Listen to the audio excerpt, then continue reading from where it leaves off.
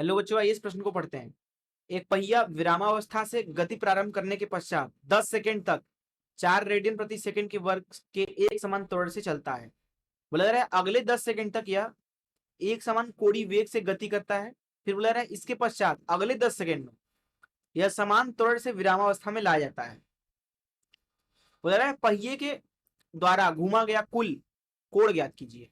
आइए इस प्रश्न की मुख्य अवधारणा की चर्चा करें। मुख्य अवधारणा देखिए, जिस तरीके से हमने रेखीय गति में पढ़ा था कि जो रेखीय त्वरण होता है वो होता है वेग परिवर्तन की दर dv भागे dt। इसको हमने ऐसे भी लिखा था v dv भागे dx, dx है विस्थापन।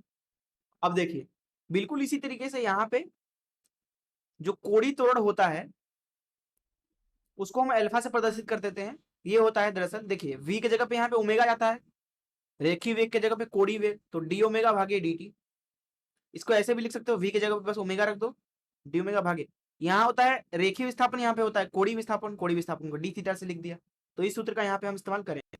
तो इस मुख्य उदाहरण का इस्तेमाल करके चलिए प्रश्न को हल करते हैं।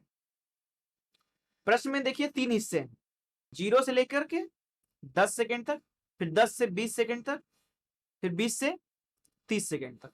देखिए क्या हो रहा है यहाँ पे। 0 से 10 सेकंड के लिए प्रश्न में बोला गया है पहिया विरामावस्था से गति करना प्रारंभ करता है और 10 सेकंड तक 4 रेडियन प्रति सेकंड के वर्ग के एक समान त्वरण से चलता है। तो 0 से 10 के लिए कोणीय त्वरण जो है अल्फा, उसका मान है 4 रेडियन प्रति सेकंड का वर्ग। और यहां जब t बराबर 0 था तो यहाँ पे ओमेगा जो है वो 0 था, और यहाँ पे जो ओमेगा हो गया वो मान लीजिए ओमेगा नॉट हो गया कोणीय वेग। फिर प्रश्न में बोला गया कि अगले 10 सेकंड तक यह एक समान कोणीय वेग से गति करता है। तो ये 10 सेकंड से 20 सेकंड तक ये ओमेगा नॉट से ही चलता है, अर्थात अल्फा जो है वो 0 है, क्योंकि अगर अल्फा है तो ओमेगा बदलेगा, क्योंकि ओमेगा की परिवर्तन की दर ही है ओमेगा। लेकिन क्योंकि यहाँ पे ओमेगा 0 है तो ओमेगा भी नहीं बदलेगा 10 से 20 सेकंड तक। आगे बढ़ते हैं। फिर बोला रहा है कि इसके पश्चात अगले 10 सेकंड में यह एक समान त्वरण से स्थिरावस्था में लाया जाता है। तो अगले 10 सेकंड मतलब 20 से 30 तक इस तरीके से उसको विरामावस्था में ला दिया गया। मतलब कि ये कि यहाँ 20वें सेकंड पे इसका कोणीय वेग जो था ओमेगा बराबर ओमेगा नॉट था, वहीं 30 सेकंड पे ओमेगा वापस से 0 हो गया। प्रश्न में बोला जा रहा है कि पहिए द्वारा घुमा गया कुल कोण ज्ञात कीजिए। देखिए 0 से 10 सेकंड के बीच में मान लीजिए कि थीटा 1 कोण घुमा, 10 से 20 सेकंड के लिए मान लीजिए थीटा 2 कोण घुमा, और 20 से 30 के लिए मान लीजिए थीटा 3 कोण घुमा। तो थीटा 1 थीटा 2 थीटा 3 जितना आएगा उसका योग कर देंगे, थीटा कुल हो जाएगा कितना, थीटा 1 धन थीटा 2 धन थीटा 3। तीनों को अलग अलग निकाल करके जोड़ देंगे। एक चीज यहां पे समझिए कि यहाँ पे t बराबर 0 पे ओमेगा जो था वो 0 था। फिर हमने क्या किया, t बराबर 10 सेकंड तक इसको त्वरित किया। अब ओमेगा जो हो गया 10 सेकंड पे ओमेगा नॉट हो गया, हमने अल्फा से इसको त्वरित किया। तो हमने बोला कि जो कोणीय विस्थापन है वो थीटा 1 है। अगर आप इसको इस तरीके से वापस ओमेगा बराबर 0 पे लाते हो 10 सेकंड के अंदर ही, तब आपको त्वरण अल्फा ही लगाना पड़ेगा, क्योंकि स्थिति पूरी तरीके से सममित है। और जो कोणीय विस्थापन होगा इस स्थिति में भी थीटा 1 ही होगा, बस यहाँ पे कोणीय त्वरण जो है पहली की अपेक्षा विपरीत दिशा में होगा बस। तो यहाँ पे अगर बात करो आप थीटा 1 और थीटा 3 की, तो ये दोनों ही आपस में बराबर होंगे। इसको हम बोल देते हैं थीटा नॉट। तो ये हो जाएगा 2 थीटा नॉट धन थीटा 2। अब देखिए हम क्या करते हैं कि t बराबर 0 से लेकर के t बराबर 10 के लिए थीटा निकाल लेते हैं। थीटा 1 और क्या किसके बराबर है, थीटा 1 थीटा नॉट के, थीटा 3 भी इसके बराबर है। अब देखिए हम लिख सकते हैं यहाँ पे t बराबर 0 से 10 सेकंड के लिए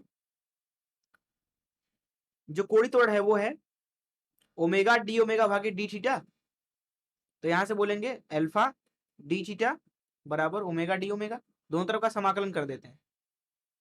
अल्फा नियतांक है तो बाहर रहेगा समाकलन के। जब विस्थापन 0 है तो उस वक्त ओमेगा भी 0 है। मान लिया कि t बराबर 0 पे विस्थापन भी 0 है। तो जब ओमेगा जो है कोणीय वेग ओमेगा नॉट हो गया, उस अवस्था में जो विस्थापन है वो थीटा 1 है।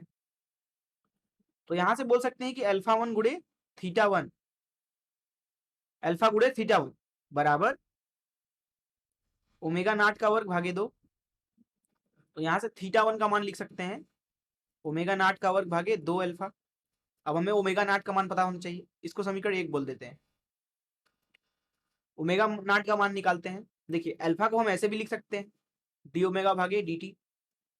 तो यहां से बोल सकते हैं कि डी ओमेगा हो जाएगा अल्फा डी टी। दोनों तरफ का फिर से समाकलन कर दीजिए। तो जब टी बराबर 0 था समय, तो उस वक्त कोणीय वेग 0 था, और जब टी बराबर 10 सेकेंड है तो वह कोणीय वेग ओमेगा नॉट है। तो ओमेगा नॉट का मान मिल रहा है ओमेगा नॉट बराबर अल्फा नियतांक है बाहर आ गया गुणे 10, तो ओमेगा नॉट का मान आ गया 10 अल्फा। तो यहां से हम बोल सकते हैं इधर जो यहाँ पे हमने समीकरण 1 में थीटा 1 का मान लिखा हुआ है, वहां पे ओमेगा नॉट का मान रख दें तो थीटा 1 का मान मिलेगा ओमेगा नॉट का वर्ग मतलब 100 अल्फा का वर्ग भागे 2 अल्फा, नीचे लिख देंगे 2 अल्फा। तो ये कितना हो गया 50 अल्फा के बराबर। इसको समीकरण 2 बोल देते हैं। अल्फा तो आपको पता ही है, प्रश्न में दिया गया है कितना है 4 रेडियन प्रति सेकंड का वर्ग। रख दीजिए यहाँ पे अल्फा बराबर क्या है 4 रेडियन प्रति सेकंड का वर्ग। तो थीटा 1 का मान हमें मिल गया यहाँ पे, जिसको हमने थीटा नॉट भी बोला है। कितना है ये 5 चौका 20 200, मात्रक होगा रेडियन। इसको समीकरण 3 बोल देते हैं। अब हमारे पास में थीटा नॉट या थीटा 1 का मान आ गया। अब बस हमें पता करना है थीटा 2 का मान। थीटा 2 का मान निकालना बहुत ही आसान है। देखिए टी बराबर 10 से लेकर के टी बराबर 20 तक ओमेगा नियत है, ओमेगा नियत है।